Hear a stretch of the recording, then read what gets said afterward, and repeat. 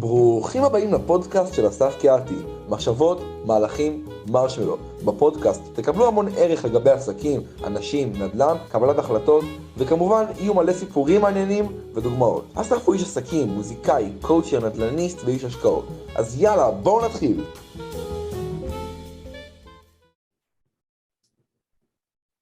All right, we're live. I mean, almost live. It's going to be broadcast, but we're live now. Live is, yeah. So, I'm going to introduce you. This is podcast number 90. So it's pretty exciting.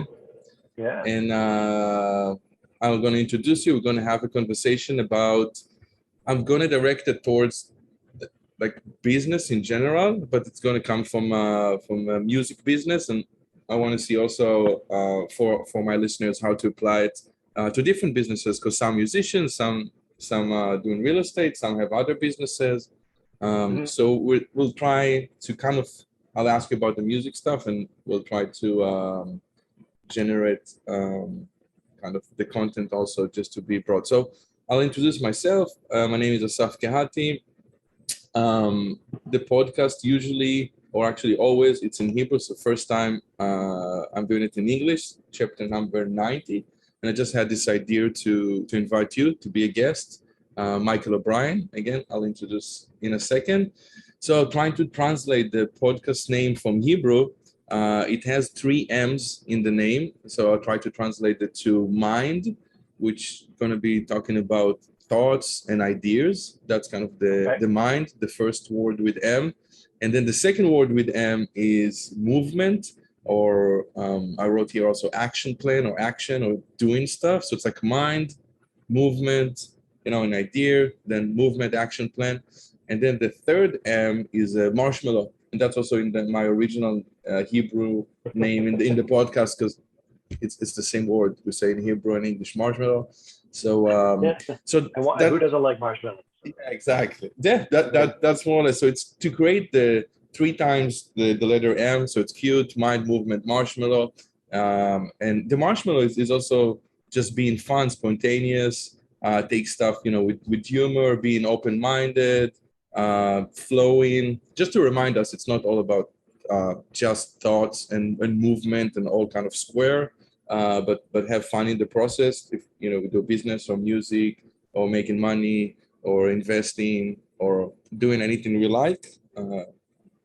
Feeling gooey in the middle? Yeah, gooey. I only learned this word like about 7 years ago from, you know, actually it's funny you mentioned it, from Andrea Cantor. She came to visit. It was in Brooklyn. She's a music critic, and I'm saying for listeners too. So she came to visit in Brooklyn, and we went to Smorgasburg in Prospect Park, and then we saw something there. She said, "Oh, this is gooey," and I said, "What's gooey?" And she tried to explain, and then we had some gooey stuff. So that's how I know it. Gooey, yeah. Marshmallows are gooey. Yeah, Andrew's from my hometown. Yeah, definitely. I know. Yeah, right. Yeah. So I'll introduce you, Michael Oubreyn, a good friend, an amazing musician, and I brought him today also because I think he's really kind of conducting himself well in the music business world. You're really busy with gigs. I mean, I'm working with you, like hiring you for different gigs for the past probably 6 years, and always happy. so I'm like, this is a guy we can learn from, like everybody that's listening, how to do stuff right, again, whether it's music or not music.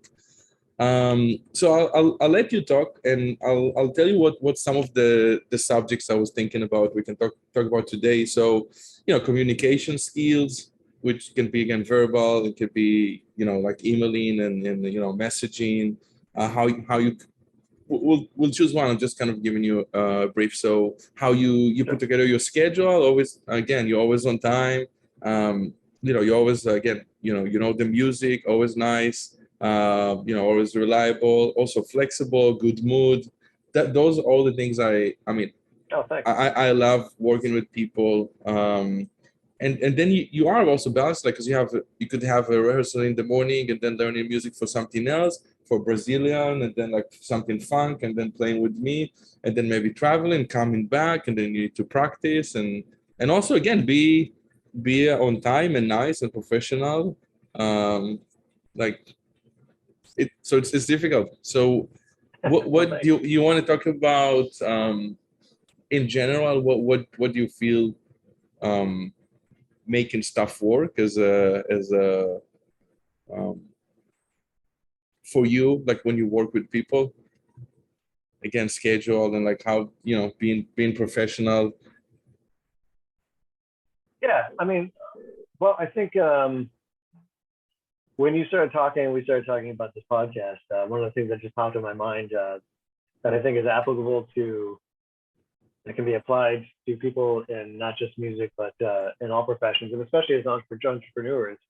If you're a business owner, starting a business, one of the first lessons I learned when I started my journey as a professional musician was the idea of embracing the insecurity of the lifestyle. And when you're starting a business and being an entrepreneur, as well as being a musician, which is being somewhat of an entrepreneur, absolutely, you have to embrace the insecurity of the lifestyle. You can't, you have to know this about yourself, whether you can handle and be comfortable in a sense of insecurity that your business is going to go up and down. You're flying without a net for the most part. I mean, when you're striking out in business on your own, there isn't anything to fall back on. You might have saved some money, which is good, and you're going to need it. You'll probably use it all up.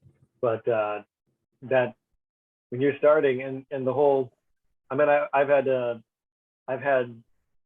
reinvent my career and find different scenes of people to work with a handful of times now over the last 20 plus years I've been doing this.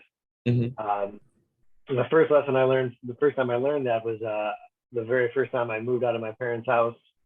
I was playing 7 nights a week, so I actually bought a car with a loan payment, a used car, but a loan payment on the car. I got an apartment with a friend of mine. And the next day after I moved in, I got a call from one of my colleagues saying that a gig that we did 3 days a week just got canceled.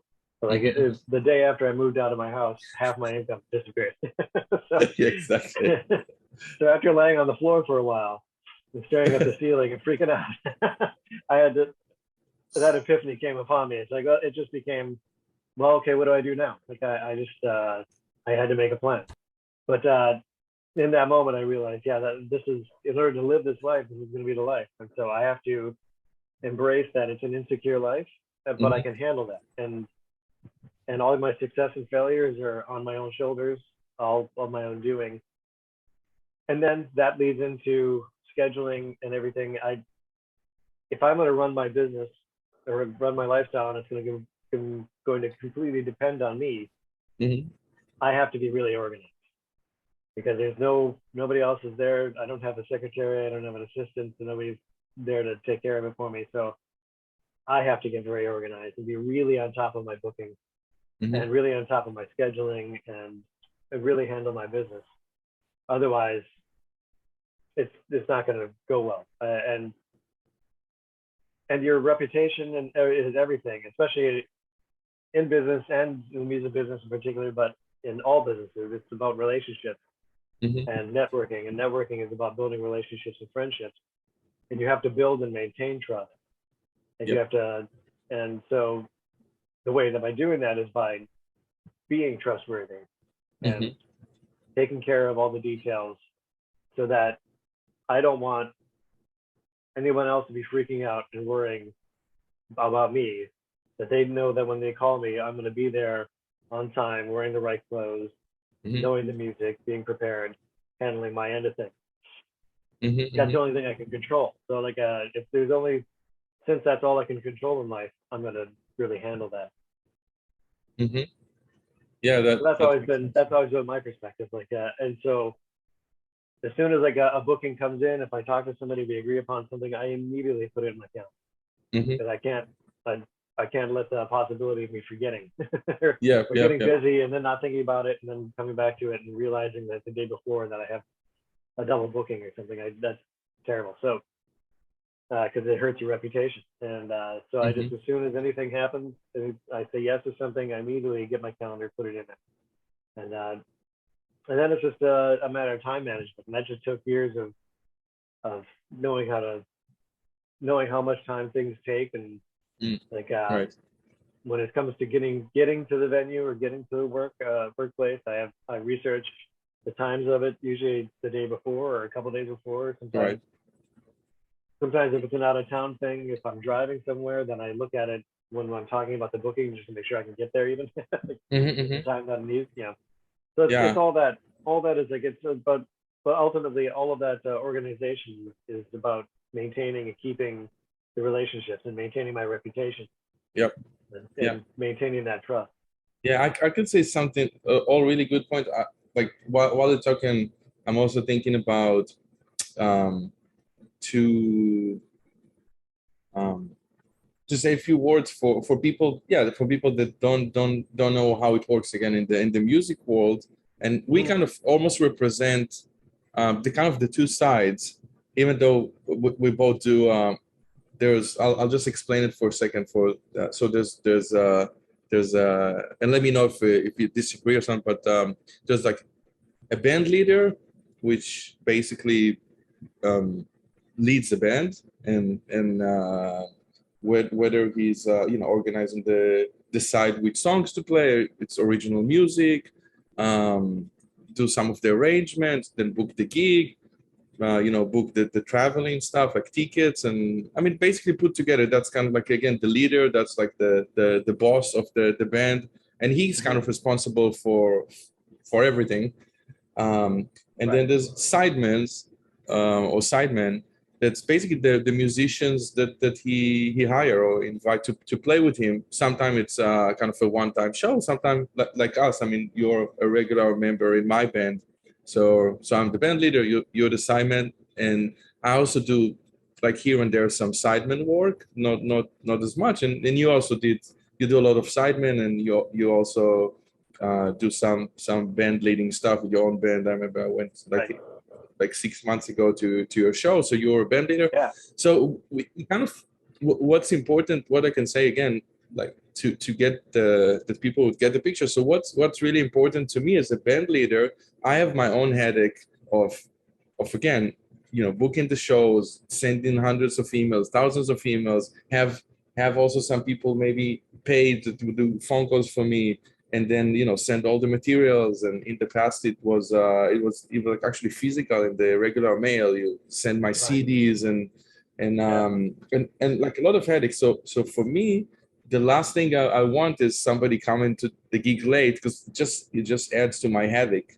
Like I also do a lot of other stuff to put together the whole show with the venue and make sure everybody gets paid and a lot of stuff. And if they want me something to be at a certain time and whatever, negotiate with them.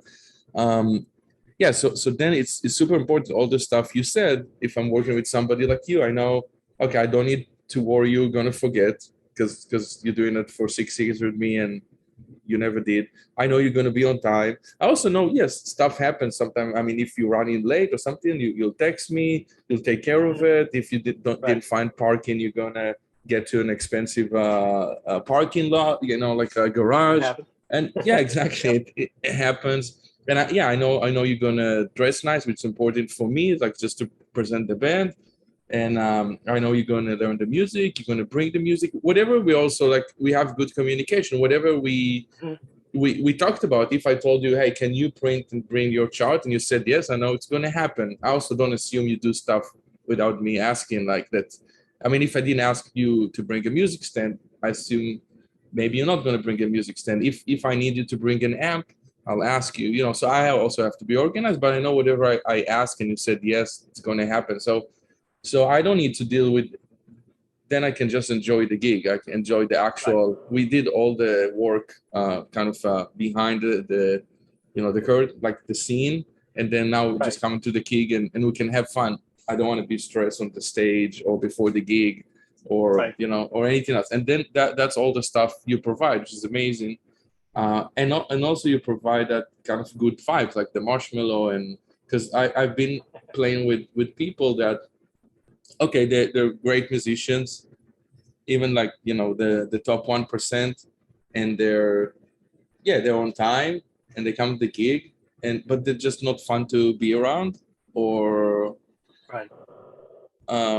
or kind of dark, you know, or like I mean, not good vibes, or if something goes wrong, you know, especially when you travel. I know, like a flight was canceled, and they start like bitching and stuff like that. Again, it doesn't add to my experience. I don't wanna do it. So that's another value or like quality that you have, that I think it's important. And taking it, I'll give you back the mic in a second, but taking it also to other businesses, it's basically when you're a sideman, you give a service, like you know. That's your service as a sideman. But then all other people, whether you're an accountant, a lawyer, a builder, you build houses, cleaning houses, you serve at McDonald's. So you serve people. So if you look nice, you're on time, good communication skills, good vibes, you're gonna get more clients. If you're an accountant, and you come to meetings on time, you're organized, you're also fun to work with. Like nice, you have good vibes. So any business owner or somebody that's given a certain service as a business owner, or just to somebody else, all those quality I think matters a lot and makes the difference between somebody that's doing okay and somebody that's doing really well. And you get a lot of referrals, like you say, like your reputation. It's like, oh, you want somebody, Michael O'Brien. Like, oh, bass player, Michael O'Brien. Like, right. So you get a lot of referrals. Yeah. It's because it is a rate. This business, but almost every business that I've ever heard of, or ever seen, or seen anybody interact in, is a relationship business. Like, and it is about relationships. Mm-hmm. And people, you want to. I mean, there are different strategies. I mean, there are some people that do the.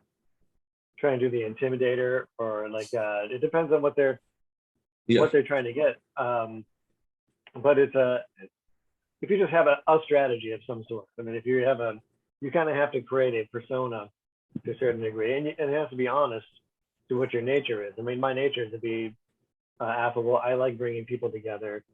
I like one of the things I view as part of my job as a sideman is to make the band leader as relaxed and less stressed as possible. I don't want to add to the extra stress or add any kind of tension and difficulty to your job, because like, having been a band leader myself and having empathy towards just others in general, I'm trying to anticipate often what you're going to need me to do, or what I can do to make the situation the best for everybody.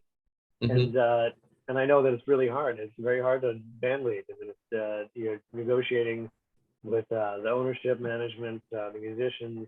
You're promoting. There's all, you're preparing all the music and stuff. So it's a lot of work, and so I don't want to add any more work. I want to make it less stressful. So that's part of what I view being my job when I'm coming in as a sideman, to not only play the music, but also make the professional vibe and the stage vibe the best. And so for me, my perspective is that I want to come in and make things as relaxed and as comfortable as possible for everybody, because there's already going to be a fair amount of stress, or there could already be a fair amount of tension just in the nature of doing this. There's just so much work that nobody sees. A lot of details. Yeah, there's all these details, there's all this stuff. There's so much that goes into putting a show on, and it's the same with any business. I mean, anytime you're doing a presentation, or just landing a contract and doing a negotiation, there's so much work going into that.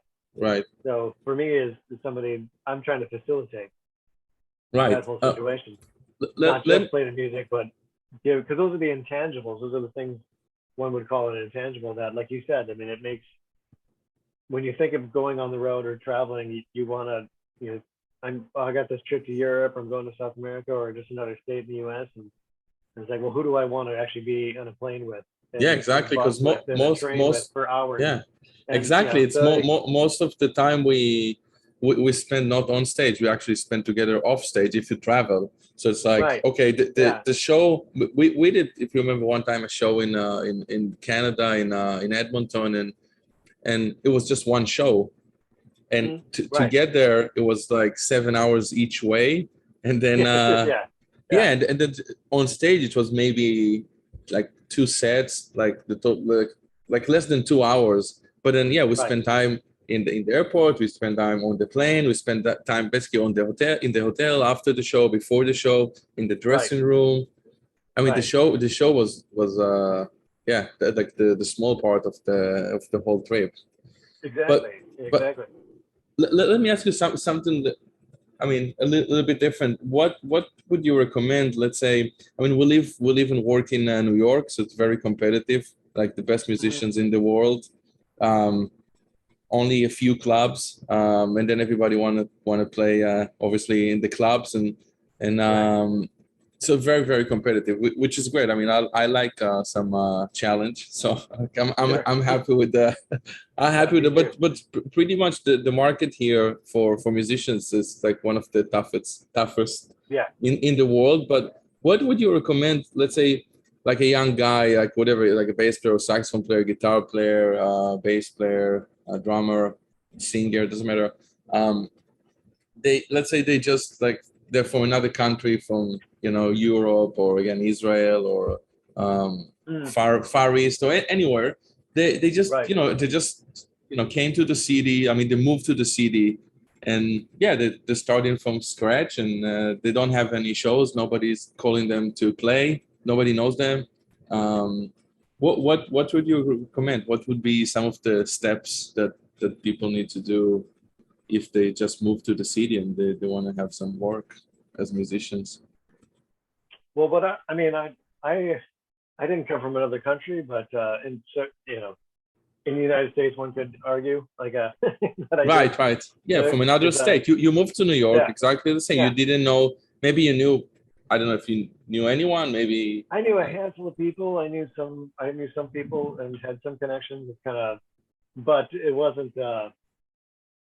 It wouldn't have been enough to like, I'm just going to come in and start, making a living right off the bat. So I mean, I waited until I had some advantage or knew some people and had some savings. But that being said, I mean, I came in from a different region in the United States, and it was very culturally different, and it took me a while to adjust to the culture of New York City. It's a very particular culture, right? Different from anywhere else in the U.S. in the world, but it's also oddly super American in some regards as well. But so I had, it takes some time to adjust to the culture. So I started just hanging around at the clubs and going to the jam sessions and just getting a sense for what the repertoire of the town was, because every city has a different repertoire of music. Okay, so I'll translate from English to English, from regular English, from music English to regular English. So jam sessions. So it means in some music clubs, there's jam sessions, means people come together and and play. Sometimes there's a house band or somebody that starts the jam session, and then people can sit in or like can kind of join. So for example, if I play guitar, then I arrive to a new town, let's say in Pittsburgh, and nobody knows me. I can go to a jam session. I find out I don't know how you find out. Maybe if you Google, or maybe ask people or musicians or in a music store, but someone find where is a jam session. Let's say it's like Tuesday 8 p.m. I come there with my guitar. Nobody knows me. There's people playing, and I say, hey, can I play? And I don't know, maybe there's a list or just talk with the owner or somebody or the guy that runs the jam session and say, yeah, you play guitar? Sure. I don't know, maybe he would ask me stuff. Do you know this and this song or something like that? And then I'm on stage playing with people I never met, never played in my life. And if I sound good, that's if they like me, that's great. if not, okay, back to practicing room. Right, exactly, and that's kind of part of the process of being a musician. And jam sessions are great for meeting other musicians. Yeah, it's kind of almost like, again, going to the business world. It's kind of like networking events in other businesses. Exactly. That you actually perform. It could be like a networking event for dentists when you actually go on stage and like do cleaning or something. Yeah, exactly. And everybody else watches you and is like, okay, that guy's all right. Yeah, exactly. I didn't like what he did with that molar. I'd do something different. I mean, it's like he's got to work on his molar. Yeah, exactly. So it's not like other businesses that you just have a drink, have fun, and you introduce yourself and tell people what you do and give your business card. There's some music events like that too, like networking. Yeah. But it's kind of networking that you actually show, like, take your shirt off and like. Yeah, exactly. Okay. Use my muscles. Yeah, exactly. People actually see if see what you got. It's like. Yeah, exactly. No, that's true, and that's exactly how it is. And so that was another thing that I learned is to one, come prepared with business cards, and well, at that time people don't really do that much anymore because they can share on the phone so much. But I still have business cards because you never know. I put them in all of my bags and cases. Right. But you know, have business cards, be prepared. And one thing I really learned in New York is that you have to come up with your elevator pitch of who you are, what you do, what you're into, who you've played with, and be able to like just practice it and refine it so that when somebody says, because people in New York are pretty forward, and they'll say, "Are you any good? Who are you?" I mean, you know, so which is totally different from the culture that I came from. I mean, I come from a culture where nobody really brags about themselves, and you don't really want to be too showy and too overly confident and say, "Oh, I'm the best," or "I'm great." It's like that just is not the culture I'm from. So I had to learn how to do a pitch of myself and say that, no, I've done this. I'm from here. So what if we're talking about it? If you could, can you share it? Can you do your pitch, or like I said, like, you know, I meet you somewhere at the jam session, something. Well, yeah, somebody. I mean, yeah. Well, I've also sometimes I just did some master classes in performing in Africa and introduce myself to students. I kind of had to throw it together again, and I think now I kind of refine it to I play the Western Hemisphere. I've played with top musicians from Argentina to Canada and everywhere in between. Not only do I do jazz, but I play with Argentinians, Brazilians, Puerto Ricans, and Cubans, Afro-Cuban music. I've played across the United States, all around the world. I've toured on 5 continents. So and then I can start to name drop people's names. After that, it's like I played with so-and-so and this and that and that guy and the other. And hopefully people will recognize them. I try and pick out the most recognizable people. Right. So that's kind of what I've boiled it down to now. Is like that's kind of my thing is I play the Western Hemisphere. Okay. Argentina to Canada and everywhere in between. And I've played with top people on over 5 continents. So the name I'll again I'm doing the switch to other stuff. So kind of the name dropping, again, a lot of my listeners are are Israelis, because it's again, the podcast, all the 89 chapters are in Hebrew. This 190 is in English. I would assume so their English is really good, smart people, but they might don't know some of the kind of slang or stuff that we talk about. So the name dropping is something that you could use. Some people overuse it, some people, again, but it's a tool that you could use. When you talk with people that, like say, they don't know you don't want to brag, but you want to maybe, again, impress them in some way, or tell them. I mean, you don't want to say, "Oh, I'm nobody," because that's not going to help you. No. In businesses, it could be, again, in the real estate world, could be, "Oh yeah, we did this and this project in Manhattan, or we did this like 50 million this, or we did like 500 apartments." Say like a certain company, maybe a big real estate firm. Yeah, exactly. Or we're working with this and this big investor, or so. Yeah, when people. I actually had, like, last night again on the rooftop. We talked about it before, like a little like neighbors kind of party. So I introduced myself to people. So I had to do the same. So like, I'm a jazz musician, and then they don't know if like I say, if I'm any good. Like the jazz musician, I can just say, when I said, yeah, I played the Blue Note, I was in the news, I was on TV. Exactly. You know, I traveled the world. I performed. There were people from Russia there, so it's like, yeah, I performed in Russia. I told them where. I mean, I can open articles in Russian, so they know. Oh, okay, Right. he's a real musician, not like an amateur or like that. And then I tell them I do coaching. I do with this and this type of businesses, and then I do real estate, and I do it. We had a project in Texas, and we had this. So they kind of feel, oh, okay, he's really actually doing this stuff. It's not. Right. It gives you a certain level of gravity, and it says that you have experience and you're actually legit. Exactly. Legit. Yeah, exactly. Yeah, exactly. And I think it's also, I talked about it in one of the chapters about, when you say something to someone, like let's say you say, oh, I love hiking. So in my brain, it's like, it's the hiking I love, or the amount of walking that I do. But then if I actually do with you a hike, we start hiking, and I think, oh, you said you love hiking, so we schedule a hike for, let's say, Sunday. And then we start climbing a mountain, and like after 5 minutes, it's like, okay, I'm good. It's like, what do you mean? We have like 5 more miles. You love hiking. So yeah, I love hiking, but yeah, just like a little bit around, and like, yeah, I love it.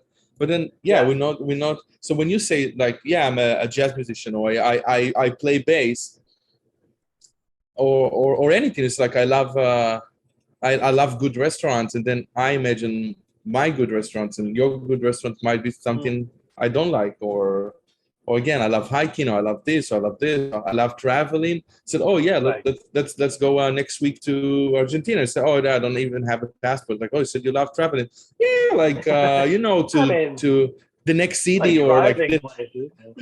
yeah, exactly. So I think that's kind of like to be on the same page. Like when somebody again tells you something, or I love dressing, or I love this or that, and like, yeah, just a t-shirt and nice jeans. Mm-hmm. But I thought you meant suits. It's like it's just this communication. So so that helps to really, when you really give examples to people. I played this, I played that. In Brazil, I played in this venue. In China, I played this and this. They're like, oh, okay. They get kind of the what you're actually doing, where like you say, people like categorize people, especially when you're doing a networking event, or like if you're looking for prospective colleagues or clients, you're going to put people into categories. Like so you say, if you're able to introduce yourself and say that I've done such and such thing, and that people put you in, okay, you're that kind of musician, or that kind of real estate guy, or like, you're working at this level, which maybe may or may not be what they're looking for. They might be somebody, I want somebody at a lower level that's going to grow, or like that, or that's great, I'm looking for a top level people because I really want to get to this next level, or that I want to keep cultivating this level. So yeah, it took a while to get comfortable with it, or figured out a way that I could do it comfortably for myself, without feeling like I'm just going over the top, or being too braggy and not humble. But it's still, you have to have your elevator pitch together. You have to have your cards together, your elevator pitch together. Right.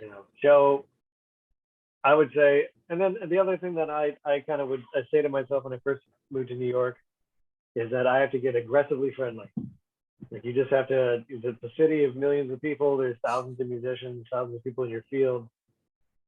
Nobody's going to know you, and nobody's going to do anything for you. So you have to advocate for yourself. And by doing that, and by going out, and you just have to like go and talk to people and chat them up, and have conversations, and sit in so they can hear you. And then also, as a musician, you go to the jam sessions, you find the musicians that you like, or see guys that, oh, that person can really play. I like how she plays. Then you can connect with it, because one of the great cultures of New York City in particular, one of the things I love about it the most, is that people are willing to get together in the afternoons and do what we call sessions, which is a jam session, but more invited. You invite like certain people You Right. get together, you start to workshop and play music that you're either working on or that you're writing. Right. And it's amazing. There are a lot of people at the highest levels, or some of the highest levels of jazz, that are willing to get together and do Right. jazz. Yeah. Because it's a great way for us to practice. I mean, there's nothing like practicing with other people. It gives you more of a real world experience. Right. You need to spend hours and hours and hours maybe honing or perfecting things on your own, but then it's great to just get together with people and see what's working, what's not. I think it's like again saying it like in different words. It's also like kind of dating, like another date or something like that. You know, you do kind of dating, but Right. yeah. So we go again the ways like say, you know, you go from the jam session, which is in a club, kind of open to the public. You say you talk with somebody there you liked, like they're playing, like their vibe maybe, and then what you say like sessions is basically when, I mean, we met in a session. So a session is more people kind of get together. They might, like, for example, I would meet somebody at a jam session and say, hey, do you want to do a session tomorrow? That means invite him to somewhere to play in New York, like some people's like houses basically that they can play. So I would invite him. Let's say I met a saxophone player yesterday at the jam session, and I think he's really good. And I want to also just play with him, not in the jam session, just like more like in an intimate setting. And then I might call you and say, hey, Michael, I just met this guy, Steve, yesterday at the jam session. He's a saxophone player. It sounds really good.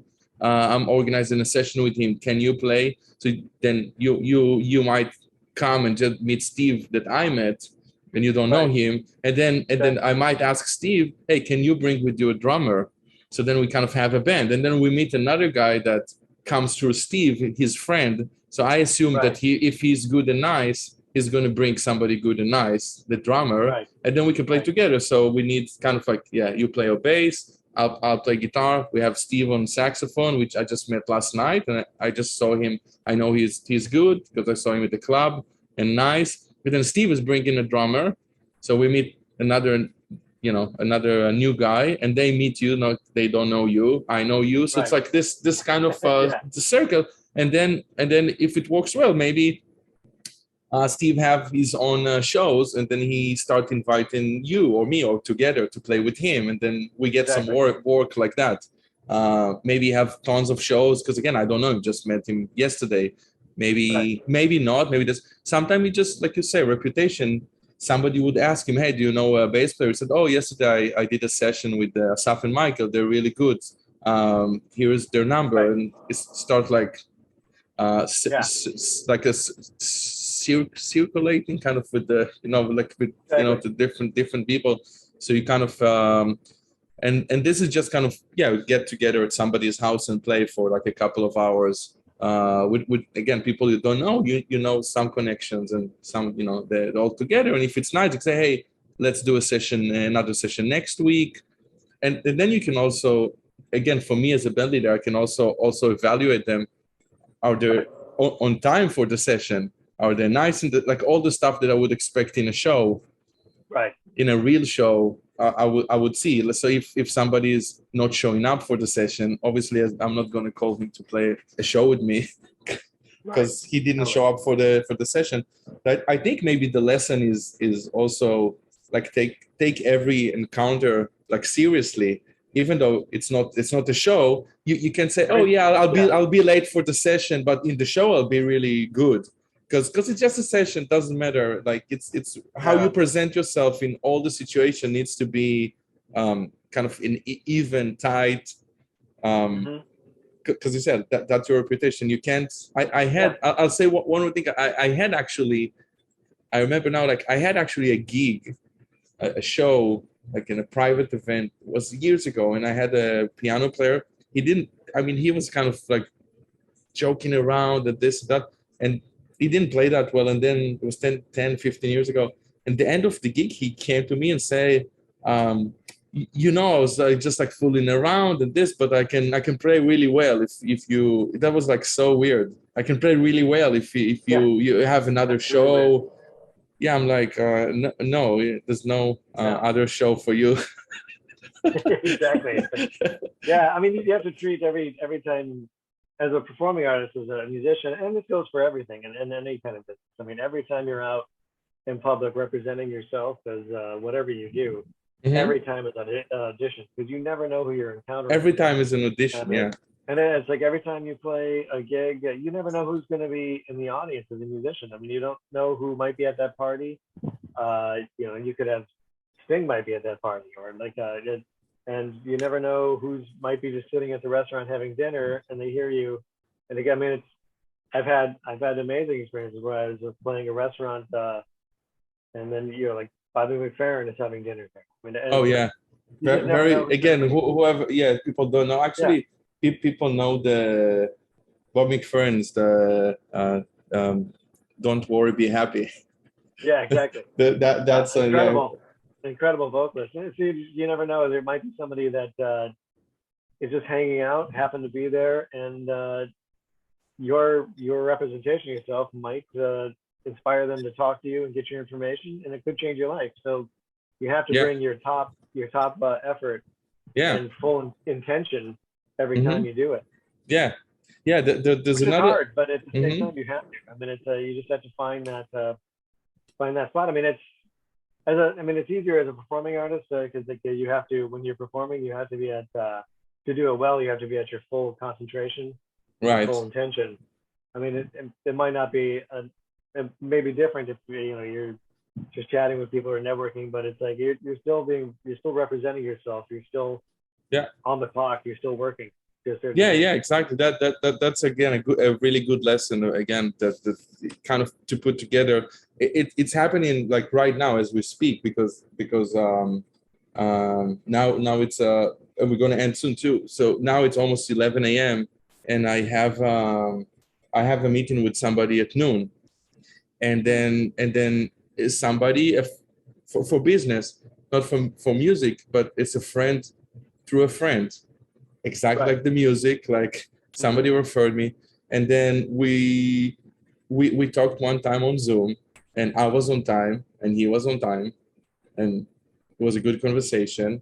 So that was the first date. We both were on time, both like nice, good vibes, and then we scheduled today at noon, and that was like maybe 5 days ago. So again, because he doesn't know me that well, he asked, do I see you today at noon? Because I didn't say anything. We already have the place we're going to meet, and I didn't text. So people think, oh, maybe he's not going to show up, maybe this, maybe that. I mean, I know I'm going to be there. So so he just texted me, like it went on my screen. It's like, do I see you at noon? I said like, yeah, sure. So that's kind of, if you want to do business together, I was on time for the Zoom. He was on time. Today we're meeting at noon. We didn't talk for 5-6 days, and so he didn't know if I forgot or not. So he's kind of checking in. He like I'm on it. We have this meeting, then we have another meeting. Like you say, and then you always like you say in an audition in a way, because I can't tell him, oh, when there's like a something interesting comes up, so call me, and then be late for all the other stuff. I'm going to be serious only when there's money on the table or something like that. No, need to be like serious and conduct yourself same way all the time, because that's a reputation. Foundation, exactly. The reputation. You're establishing that you're trustworthy. He can trust you. You're going to be there on time and ready to go. Yeah, so exactly. And it's like right now, he had to text. He felt he needed to text because he didn't know you yet. But down the line, now that you've established this, you'll establish a reputation in his mind. It's like, oh, this guy, he's together. Yeah, and that's also time, always prepared. That's also my reputation, which I met somebody at Washington D.C. like a year ago at a bar. I don't know him. We kind of spent like hang out the whole night with the bartender, which is his friend, the owner, and that.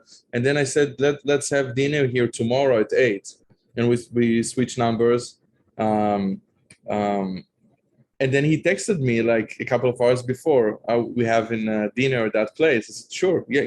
I mean, I said, yeah, I told you, so that's what's going to happen. And then it was a stranger basically. So, but right. But yeah, so that's why he texted, because again, people don't know. Some people text me, are we still on, or this, or are we still meeting tomorrow? Like you said, whenever I book something or I say something, it's my calendar. So I'll be there. I'll be there. Yeah. I mean, it's okay to check because maybe they forgot, and I don't want to be there if they forgot. So I can check. Just reminder we're meeting tomorrow. Looking forward to something nice. But that's how you build a relationship. Yeah. Exactly.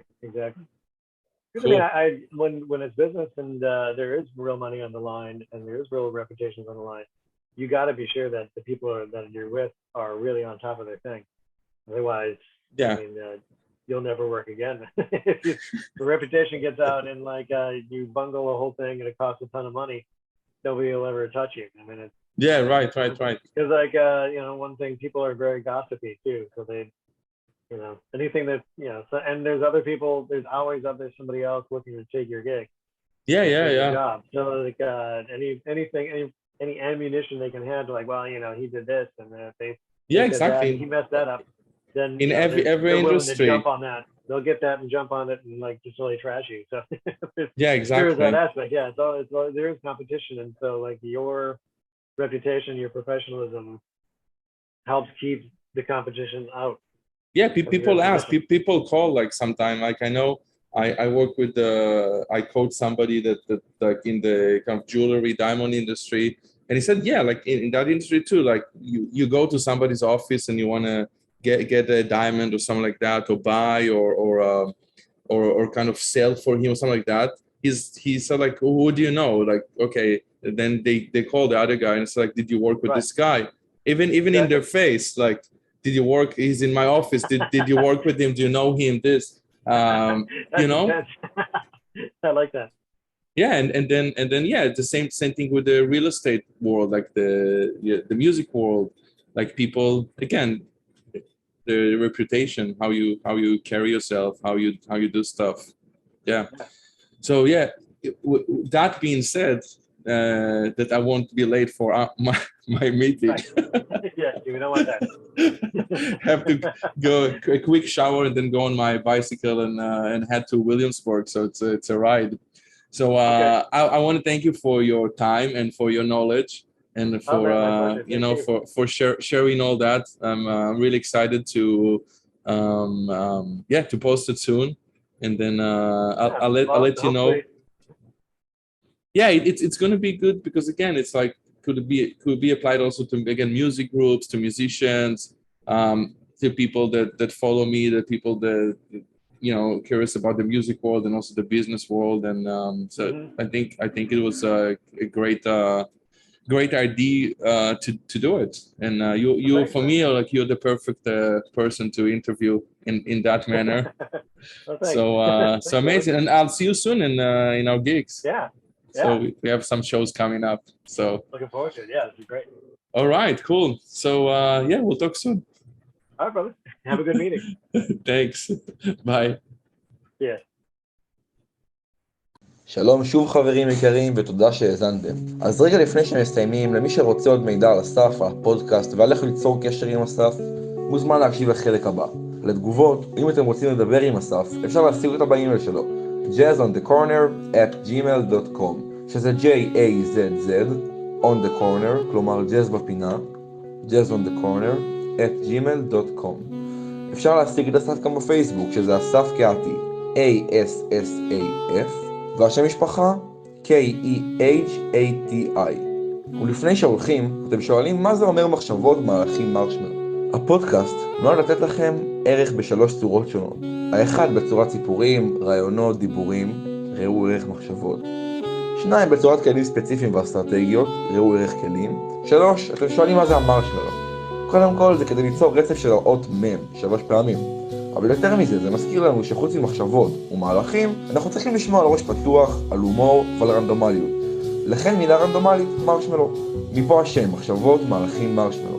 אסף גר בארצות הברית, ועובד עם אנשים אונליין מכל העולם כדי לשפר את המטרות האישיות והעסקיות שלהם. דרך אגב, המוזיקה שאתם שומעים ברקע היא מוזיקה מקורית של אסף קהתי, מהדיסק השני שלו, אתם מוזמנים ללכת ולהאזין לו. מקווים שגם אתם קיבלתם ערך, ותודה שבחרתם להקשיב. נתראה בפרק הבא.